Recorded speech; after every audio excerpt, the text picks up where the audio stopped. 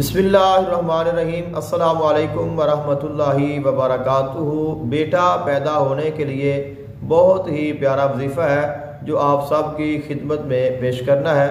वो अहबाब जिनके यहाँ बेटी की विलादत हुई है या जिनके यहाँ बेटियाँ ही पैदा होती हैं और वो चाहते हैं कि अल्लाह ताला उन्हें बेटे जैसी नेमत से सरफराज फरमाए, तो उनके लिए ये बहुत ही ख़ास और बहुत ही प्यारा वजीफ़ा है और ये कामयाब और मुजर्रब वजीफ़ा है।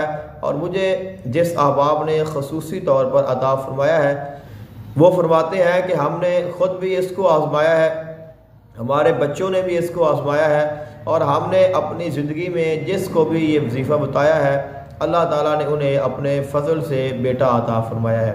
तो जब आपके हमल के 2 महीने और 20 दिन गुज़र जाएंगे, 2 माह और 20 दिन गुज़र जाएंगे, यानी कि तीसरे महीने के जब 10 दिन रह जाएंगे तो आपने ये अमल शुरू करना है। और तीसरे महीने के 10 दिन और चौथा महीना मुकम्मल आपने ये अमल करना है, यानी कि ये वजीफ़ा टोटल 40 दिनों का वजीफ़ा है।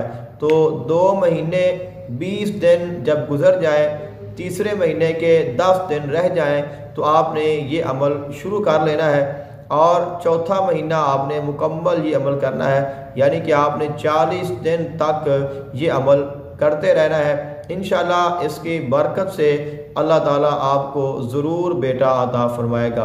तो वो अमल ये है कि आपने कुरान मजीद फुरकान हमीद की सूरह यासीन को पढ़ना है और आपने अपने पास पानी का एक गिलास रख लेना है। उसके बाद आपने 11 मरतबा दुरूद पाक पढ़ना है और उसके बाद आपने 7 मरतबा सूरह यासीन को पढ़ना है।